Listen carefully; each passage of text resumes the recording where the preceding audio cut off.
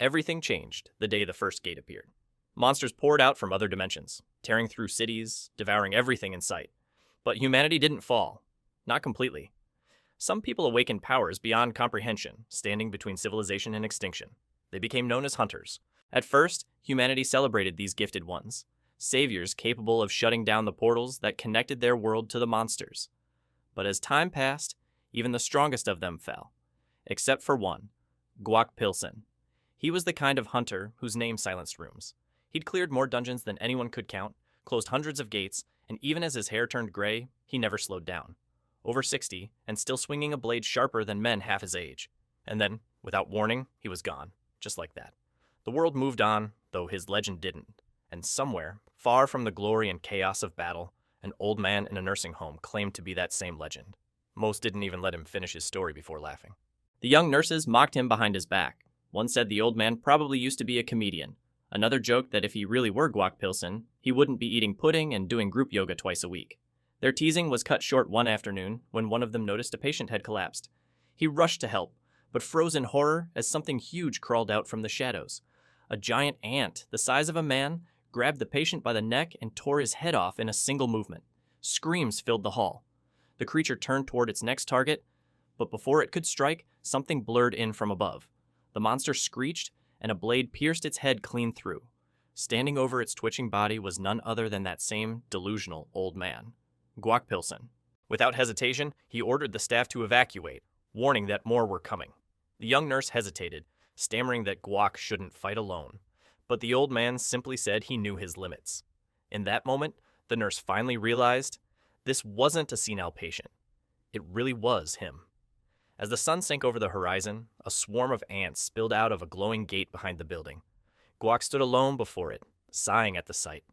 How did the association miss this? He muttered. When one of the creatures spotted him and screamed, the others followed. The old hunter's grip tightened on his weapon, a kitchen knife he'd picked up from the mess hall. He leapt into battle. One stab, an ant fell. A dodge. Another snapped its jaws in empty air. Then a single wide slash, and 4 more dropped at once. When the last body hit the floor, Guak stood surrounded by corpses, catching his breath. His arms ached, his lungs burned. So this is what getting old feels like, he muttered, half laughing, half panting. Then the ground shook. From the far end of the hall, a massive praying mantis emerged. The boss of the dungeon. Guak's jaw tightened. Guess that answers that. The monster lunged, knocking him through a wall and into the courtyard. Its claws pinned him, its jagged mouth ready to strike. For a brief second, the old man's eyes flickered open, and he whispered, "Your mouth's disgusting." Then his blade drove upward, piercing the creature's head. The mantis flailed, smashing him against trees and stone, but he refused to let go. When its thrashing slowed, Guak used his last strength to strike one final time. The monster fell still. The battle was over. Guak collapsed beside it, coughing and bleeding, his vision dimming. The irony of it all made him smirk. Dying like a hunter, in the field, not in a bed. But before darkness took him, a sound echoed in his mind. A system notification. Dungeon cleared. Reward granted. God's blessing. Eternal life. A blinding light consumed him. His wounds closed, pain disappeared, and warmth flooded through his body. When rescuers arrived, they didn't find an old man. They found a youth lying unconscious by the closed gate, his skin glowing faintly with residual energy. When Guak opened his eyes again, he was staring at a white ceiling. A nurse stood over him, relieved that he was awake. She explained that he'd been found near a closing gate and brought to the capital hospital. Still dazed, Guak confirmed his name and year of birth. The nurse blinked, unsure if she'd heard correctly. The birth year would make him 83. Guak frowned, irritated that she doubted him, but it was hard to blame her. In the mirror beside his bed, the reflection that stared back was not the wrinkled, gray-haired man he remembered. It was a young man, fit and strong, as if time had reset itself. The nurse assumed he was confused or delusional and rushed to get a doctor. While she was gone, Guak pieced it together. The fight. The notification. God's blessing. Eternal life. He had heard of people obtaining new skills after clearing dungeons, but never something like this. It wasn't regression or rebirth. His body had been restored. He stood, flexing his hands, still astonished by the strength in them. By the time the nurse returned with a doctor, his bed was empty. Outside, sunlight reflected off a skyscraper. Guak looked up. It was the Hunter Association headquarters. He hadn't set foot here in 10 years. Inside, the once familiar halls were unrecognizable. Sleek terminals, digital kiosks, and hunters lined up like commuters waiting for coffee. He approached one of the staff, explaining that he had something to discuss with the association. The man barely looked up from his tablet, directing Guak toward a ticket machine. "Take a number," he said. Easier said than done. The 83-year-old legend, now in a 20-year-old body, stared at the screen like it was an alien artifact. The line behind him grew longer, and the murmurs louder. Then, a heavy hand clamped on his shoulder. A tall man with a scarred face and a permanent scowl glared down at him. "Move. I don't have time for kids who don't know how to use tech." The crowd began whispering. They recognized him as Medus, the C-rank troublemaker who picked fights wherever he went. Guak turned his head slowly. His voice was calm, but firm. He told the man that lines worked on a simple principle. First come, first served. The crowd tensed. Medus's expression darkened. With a growl, he grabbed Guak by the collar. But before things escalated, a deep voice boomed through the lobby. "Combat is forbidden inside the association." Every head turned. A tall, broad-shouldered man strode toward them, his presence commanding silence. Hunters whispered his name like a rumor. Park Sikian, an S rank. For some, it was their first time seeing one in person. Guak tilted his head. There was something familiar about him. Then the memory clicked, the way he stood, the look in his eyes. Park Dabin. The S rank stiffened. No one had called him that name in years. He'd changed it when he rose in rank, preferring something more intimidating. The crowd began whispering again, surprised that a random young man would address an S rank by his real name. Dabin's jaw tightened. Guak smirked faintly. "Been a while," he said, in the exact tone Dabin remembered from long ago. The S rank's composure cracked. He grabbed Guak by the shirt, demanding to know who he was and how he knew that name. Guak just sighed, reminding him, loudly, that fighting was forbidden inside the association. The irony wasn't lost on the crowd. Dabin let go, embarrassed, and gestured toward a corridor. "Follow me," he muttered. "We'll talk privately." Guak shrugged and followed. Dabin's aura flared briefly, partly out of annoyance, partly because he still wasn't sure whether he was dealing with an imposter, or something worse. They entered a vast training hall, empty except for the faint hum of mana barriers. Guak whistled softly. "Didn't have places like this 10 years ago?" Dabin crossed his arms. "This is the sparring area. Now talk. Who are you?" Guak stood straight. "Guak Pilsen, the real one. And this," he gestured to his younger face, "is thanks to a recent dungeon. I got a blessing that restored my youth." Dabin's eyes narrowed. "You're saying you're him? I don't say things I don't mean." But the S rank wasn't buying it. He tightened his fists, mana gathering like static. "Then prove it." The floor cracked under his first punch. Guak sidestepped effortlessly, wagging a finger. "Still leading with your right hand. You really don't learn." That got under Dabin's skin. He growled, transformed, his body swelling as fur sprouted and claws gleamed. His beast. Transformation skill, turning him into a towering werewolf. He lunged, claws slashing the air in a blur. Guak blocked with his bare arm, sliding back only a step. The force impressed him. The student had grown stronger. The werewolf bared its teeth. "The next one will hurt," he said before unleashing a barrage of strikes. Guak was flung across the room, smashed into a wall, dust and stone exploding around him. Dabin relaxed, assuming it was over. Then Guak stepped out of the debris, brushing off his coat. "Not bad," he said casually. "Now it's my turn." He planted his foot, energy surging around him like a storm. The werewolf charged again, but this time Guak's punch connected first, a single, sharp hit that sent the S rank flying. The impact echoed through the hall. When the dust settled, Dabin was out cold. Moments passed before he stirred. Blinking, he found the young man standing over him, arms crossed. Recognition finally dawned. The stance, the tone, the strength. It really was him. When Dabin came to fully, Guak scolded him the same way he used to years ago. Dabin just laughed, still reeling. The two talked, and Guak explained what had happened. The gate, the monsters, the god's blessing. Dabin listened closely, fascinated. He explained that blessings were permanent powers, unlike skills that could fade or cool down. Even he didn't know much about them. He apologized for doubting, and Guak told him not to worry, though he did tell him to put on a shirt, since his beast form hadn't exactly left his clothes intact.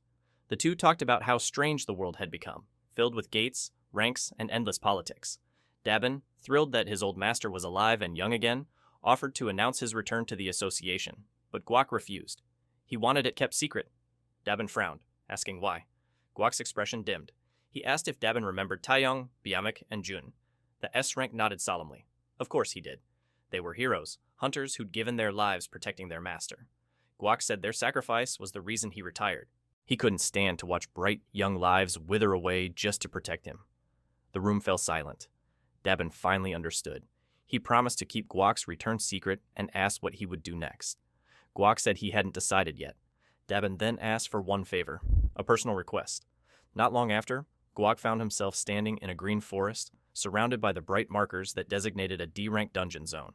He thought the color-coded system was clever, efficient, clear. Dabin had asked him to quietly participate in a D-rank raid that was under investigation. He couldn't share details, but admitted the situation worried him. Having Guak there, he said, would be a safety net if things went wrong. Guak agreed. After all, he needed to stretch his legs, figuratively and literally. As he waited near the rendezvous point, someone bumped into him hard enough to jolt his balance. He turned, expecting an apology. Instead, the man scoffed, his friend puffing out his chest and bragging that they were almost C-rank. "You newbies should learn to respect your seniors," he sneered. The group strutted off laughing, calling him Greenhorn. Guak shook his head. Some things never changed. A calm man soon approached, advising him to ignore them. They were local thugs who liked picking on newcomers. He introduced himself as Kim Cheelman, a polite, middle-aged hunter who mistook Guak for a rookie student. When he heard the name Guak Pilsen, he laughed, saying it was funny that he shared the name of the legendary hunter. Then he asked Guak's age. Guak almost said 80, caught himself mid-sentence, and awkwardly corrected to 18. Cheelman grinned, saying his own son was the same age but spent all his time gaming. He admired the kid's courage to already be out here earning money through raids. Guak found the conversation oddly comforting and slightly ironic. If he'd ever had a son, he'd probably be as old as this man. They were soon joined by two women. One, bright-haired and brimming with confidence, introduced herself as Park Ji-hun, 24 years old. Her shy companion, Lee Yoonji, gave a small nod. Ji-hun circled Guak, curious about his quiet demeanor, then suddenly leaned in and kissed him on the cheek, declaring it her way of saying hello.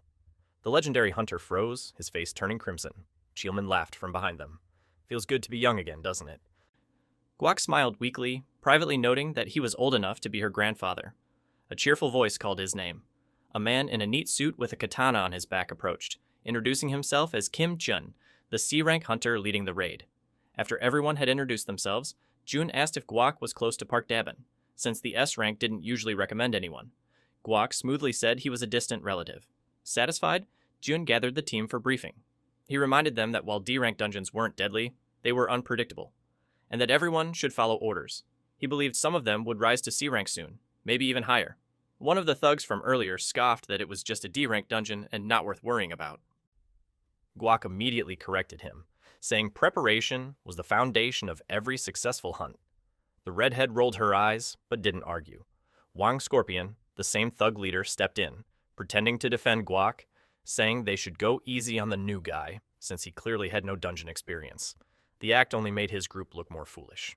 With the briefing done, Jun turned toward the glowing portal ahead. The sun caught on its surface, scattering prismatic light across the clearing. He signaled for the team to move out. Together, the hunters advanced toward the swirling gate, the entrance to the D-rank dungeon that awaited them beyond. And with that, their mission, and Guak Pilsen's new beginning, officially began. The party stood before the shimmering blue gate. Their leader touched the glowing surface, smiled, and told them to follow. One after another, they stepped through until the last of them emerged into a landscape of endless sand and heat. The red-haired huntress groaned that she should have brought sunscreen. Wang Scorpion, never missing a chance to complain, said he just wanted to finish quickly and get a cold beer. Guak loosened his jacket, surprised but relieved that the dungeon turned out to be a desert. When everyone had arrived, the leader announced that it was time to move toward the target. Our young-looking hero observed the group and noticed how lightly they were taking the mission, chatting about food and drinks as if this were a picnic. He tied his jacket around his waist, uneasy at how little tension there was. The relaxed mood brought back an old memory. A younger Park Dabin, gasping for breath in another dungeon. The man had thought that a small gate meant an easy job. Guak Pilsen had corrected him back then. Never judge a dungeon by its gate, never lose vigilance. Sitting on the corpse of the slain boss, Guak had told his apprentice to always obey orders. Dabin had nodded, swearing he would. Back in the present, Guak frowned. Times had changed. Too much trust in machines, too little instinct. He turned to the leader and asked what level this dungeon was. The leader chuckled, spreading his hands. This one's perfect for D ranks. Nothing to worry about. We've got C rank support if anything goes wrong. Guak raised a brow but stayed silent. The man explained proudly that the association's meter had been used for 5 years without a single mistake.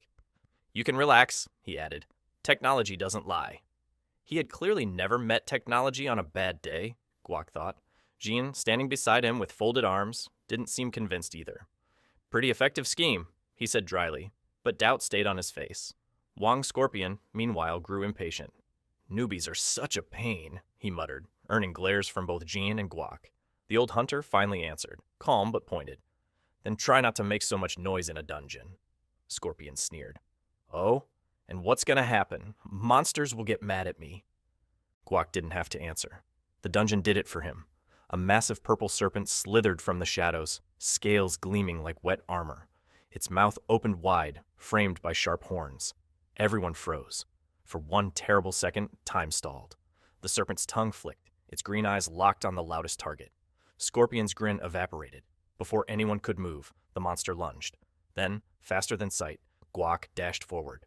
A single flash, a clean strike, and the serpent's head hit the sand. Silence. No one breathed. The arrogant man blinked, still holding Guak's collar, and only then realized the battle was over. Guak dusted off his blade. That's why you keep quiet, he said evenly. Noise gets attention. He walked past the frozen hunters. Behind him, the group exhaled as one. The red-haired girl crouched to inspect the severed head. This thing isn't D rank, she murmured. Its horns, fangs, and sheer size looked closer to C rank at least. Even she, who rarely admitted fear, felt unease prickling her neck. Jane agreed softly, thinking that the boss looked far beyond the dungeon's supposed level. The rest tried to shrug it off. No one liked questioning the association's precious meters. From deeper inside came a faint hiss, the sound of something else awakening. The young recruits tensed. Someone suggested asking the older hunters for help. Another protested that the adults might not even survive here. The argument ended when a serpent's head flashed in the cave's light, tongue darting. The group froze, eyes wide with terror. The team followed their leader through rocky dunes, all lost in thought. The man at the front, Kim Chun, wiped sweat from his face, his mind racing. The serpent they'd fought looked nothing like a D-rank monster, yet the device couldn't be wrong. Could it? He glanced back at the young hunter who had slain the beast so effortlessly. If someone could do that on his first raid, maybe the threat really was small. Or maybe, his throat tightened, the dungeon had been ranked incorrectly, but that had never happened before. Wang Scorpion grumbled again, drenched in sweat. We've been walking 30 minutes. When's the break? Seeing everyone's fatigue, Kim Chun allowed it. The red-haired huntress rubbed her back, muttering about the heat. Guak crossed his arms. 30 minutes and they're already done? These kids wouldn't last one old-school raid. Then the sky dimmed slightly. Shadows rolled over them, followed by a low hiss. A second purple serpent, larger than the first, slid down the rocks behind them. Its eyes glowed a sickly green. Kim Tyun's expression hardened. Everyone, battle positions! This must be the boss! But Wang Scorpion saw an opportunity. Gripping his axe, he shouted, Watch how a real hunter does it! And charged. The leader tried to stop him. Too late. The brute swung, metal meeting scales with a dull clang. The serpent didn't even flinch. Guak sighed. Attacking a coiled serpent? Brave, in a suicidal way. The beast struck back. Scorpion froze, eyes wide, as the monster lunged. Only Kim Chun's swift pull saved him, dragging him aside as fangs smashed into the sand where he'd stood. Kim checked him quickly, alive, barely shaken. The leader turned to face the monster himself. Fall back, I'll handle it. He drew his katana, leapt high, and slashed. Sparks flew, but the blade left no mark. Despair flickered across his face. Then Guak called out evenly, Aim for the head.